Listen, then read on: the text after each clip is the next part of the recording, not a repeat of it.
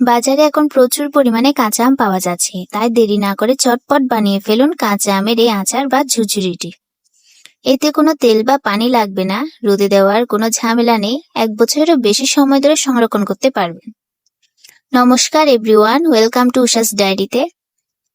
এই আচারটি দেখতে যেমন সুন্দর দেখাচ্ছে, খেতেও তেমনই দুর্দান্ত। এইরকম সহজ পদ্ধতিতে আচার তৈরির ভিডিও যদি দেখতে চান, আমার চ্যানেলে দেওয়া আছে, চাইলে দেখে আসতে পারেন। তো দেরি না করে শুরু করা যাক আজকের এই রেসিপিটি। আমের ঝুরঝুরি বানানোর জন্য আমি এখানে প্রায় 1.5 কেজি এর মতো আম নিয়ে নিলাম। আর আমি আমগুলো ভালোভাবে খোসা ছাড়িয়ে নিব।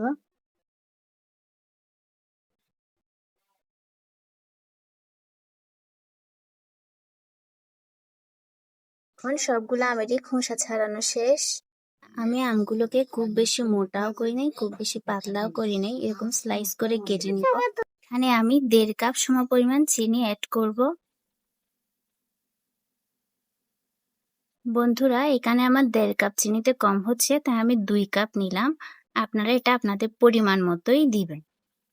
দিয়ে দিলাম স্বাদ মতো লবণ, দিয়ে দিলাম 4 ভাগের 3 ভাগ পরিমাণ ভিনেগার। আর এই মিশ্রণটিকে ভালোভাবে মিশিয়ে নিব।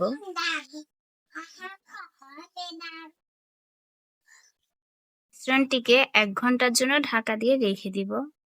লোহার প্যানে মরিচগুলো হালকা ভেজে নিব। ভাজা হয়ে গেলে চিকন জিরা আর 5 ফোড়নগুলো ভেজে নিব। মরিচগুলো হালকা ভাজা হওয়াতে আমরা এখানে চিকন জিরা আর 5 ফোড়নটি ভেজে নিচ্ছি। এখন এগুলোকে পাটায় বা ব্লেন্ডারে হালকা গুঁড়ো করে নেব। প্রায় 1 ঘন্টা পর ফিরে আসলাম। দেখুন এখানে কি পরিমাণে চিনির সিরকা বের হয়েছে। এগুলো কিন্তু কোনো পানি না, আমি এখানে কোনো পানি ইউজই করি নাই। আর আমটা অনেকটা পরিমাণে নরম হয়েছে। এইটা এখন কড়াইতে 10 মিনিটের মতো সিদ্ধ করে নিব। কড়াইতে আমগুলো দিয়ে দিলাম। এইবার এতে 1 চামচ হলুদের গুঁড়ো ইউজ করতেছি।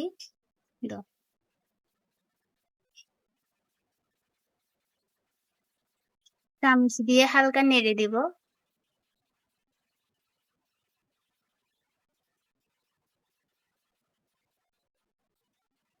এই মশলাটিকে এরকম ভাবে আমি গুঁড়ো করলাম।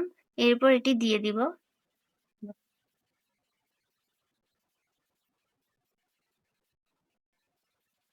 এই মিশ্রণটিকে মিক্স করে নিব। নিয়ে মরিচের গুঁড়ো অ্যাড করছি, কালারটা যাতে আরো সুন্দর হয়। আপনারা যদি স্ক্রিপ্ট করতে চান তাহলে করতে পারেন।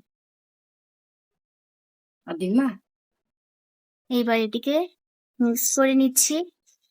এটা 10 মিনিটের মতো জাল করে নিব, যতক্ষণ পর্যন্ত না সিরকাটা টেনে না আসে। তাদের একটু দেখাই, এরকম অনেকটা স্বচ্ছ হয়ে আসবে। আসলেই আপনারা বুঝবেন এটা অনেকটা হয়ে গিয়েছে। আর কিছুক্ষণ হবে, আমি তারপর নামিয়ে রাখবো।